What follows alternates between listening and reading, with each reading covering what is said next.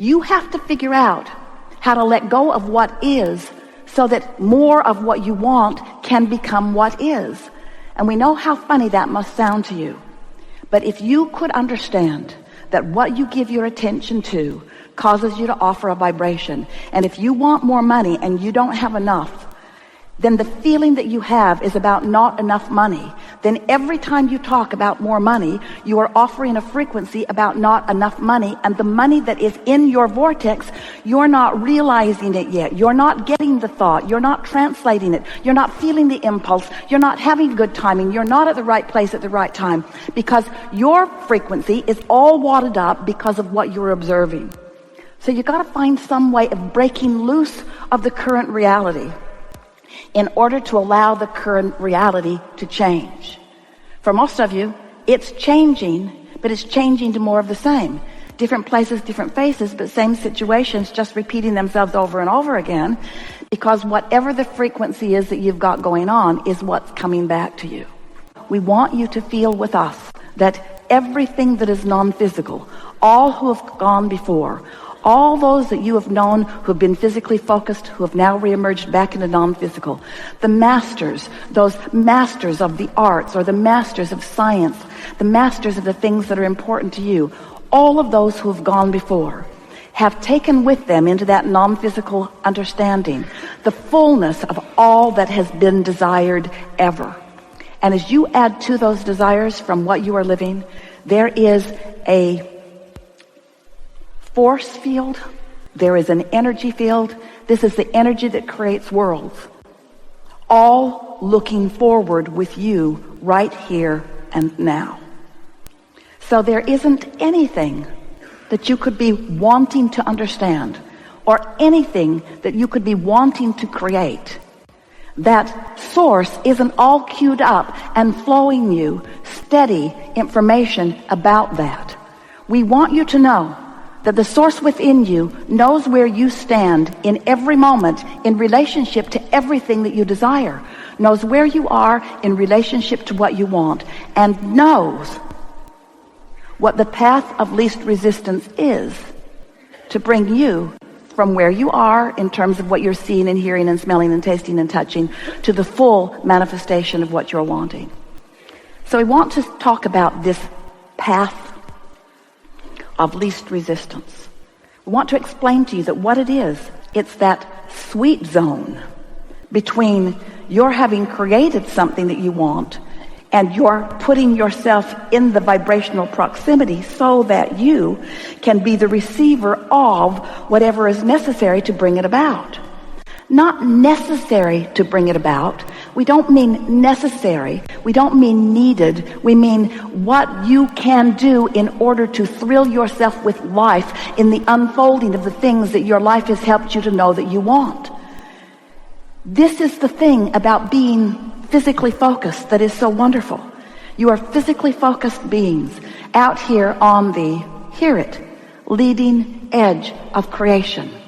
Not here to fix things that are broken, not to fix a broken world, it isn't broken, not to save anyone, not to make some sort of compensation for something that has been before.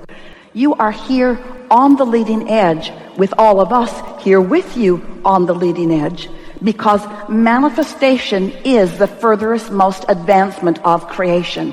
And since we are all creators, we want you to know, we want you to feel with us, we want you to get it from your perspective personally. This is where it's at. That's why we don't want you to spend all of your time in meditation, just enough to tune yourself up. We don't want you to spend all your time in some out-of-body experience, just enough to remind yourself of who you really are. But the sweet spot of creation is here with you. That's why everything that is non-physically focused is focused here with you. We want you to understand the resources that you have, but you have to find a way of being in sync with those resources so that you can get the impulse, so that you can know when to zig and when to zag and where to go and what to say, so that you can feel that guidance that is always being offered to you. So path of least resistance and path of most allowance are the same path. Path of most allowance is a more positive way of saying it, but path of least resistance is a fine way of saying it too, because it lets you know that it is a path that has resistance. It always will have some resistance, and that your source, hear this, your source knows what your path of least resistance is. And that means your source knows where you're standing, what you're wanting, and what's in the way. You know what's in the way? Nothing other than your own beliefs, your own habits of thought. So your inner being knows how to guide you over and under and around and through this path of least resistance in order to help you to feel the fullness. And you know, you think that it's following the path all the way to the manifestation of what you want that you want. And that's fine. We want you to have all of those things that you want. But it's not following the path to get to the things that you want that you're really about. It's that path, that syncing up with who you really are, that being in the receptive mode so that the new idea can flow, that conscious recognition that you've received an idea, and that flood of good feeling that comes when you hook up with source and you receive with clarity a really good idea. And then that intuition, that feeling of inspiration, that feeling of moving yourself into a particular point or place in time. The words that are inspired to you as they come through you. All of these things are the deliciousness of life experience. And none of it was meant for you to just get it done. It's that sweet spot between having launched it and allowing yourself to turn it to the physical reality. That's what you are about here, you see. That's what we are all really about here. Recently, Esther was looking for something, a piece of paper. She wanted it, she needed it, she'd seen it recently. But she moves things from place to place, from city to city, from bag to bag, from place to place. And so she remembered it in a lot of different places. And right now, she couldn't find it. So she sort of fussed around with it for a little while, looking, and then finally had to give it up because there was something else that she needed to do right then. So she went off and did that thing that she needed to do. And when she came back, she had a thought about something else that she wanted. And when she went to get that other thing that she wanted, she found that piece of paper that she couldn't find earlier. You know, it happens to you all the time, doesn't it? Well, what that is that's her inner being guiding her through her path of least resistance. She could not find that thing she could not find. She believed she could not find it. She worried that she'd left it in another city. She worried that it had fluttered out of her bag and that she'd lost it altogether. In other words, once she couldn't find it, she started creating, because thoughts matter a lot, she started creating a scenario where even though it was right there close by, even though her fingers had gone over it many times, she could not find it because she believed that she could not find it. She had created so much resistance on her own trail that she could not find it. But your inner being never stops guiding you over and under and around and through whatever needs to be. And we want you to understand, this is the most important thing that you will ever come to know about your process of deliberate creation. The resistance that is on your path, you've put every bit of it there. No one else has. Nothing is in your way except the resistance that you've put there. But the other thing that is really important to note is that it doesn't matter how much you've put there. It's only the active stuff that's still in the way. It's only the active beliefs, which means it's only the ones that you keep regurgitating and thinking about that are in your way. It's only those repeating beliefs that are keeping you sometimes from what you are wanting. So, have we convinced you, or did you already know or remember that you are a vibrational being in a vibrational universe? And that law of attraction is the manager of this universe? Law of attraction is managing those vibrations, and you can tell by the way you feel what you're doing in relationship with your own becoming. So you were source energy before you came into this physical body. And even though you've come into this personality, into this magnificent body, that larger part of who you were before you came still exists in that non-physical realm. So here you are, the leading edge creator in this scenario, sifting and sorting through the variety of life, knowing what you don't want, launching rockets about what you do want. And with every vibrational rocket that you launch, your inner being has an expanding experience.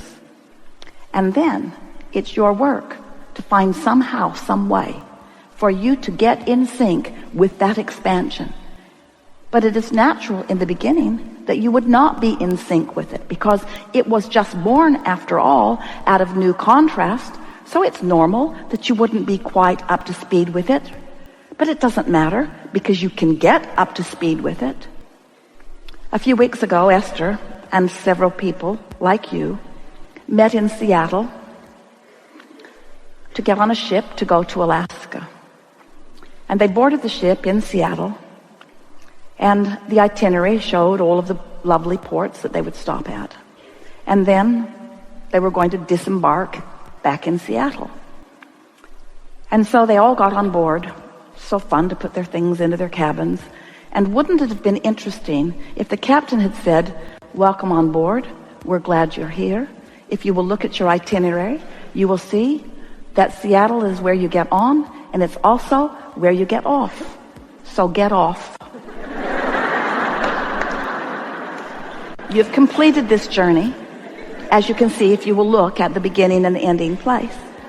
And of course, there would be a mutiny on the ship, wouldn't there? Because no one got on the ship just to get off of it. You get on for the experience along the way.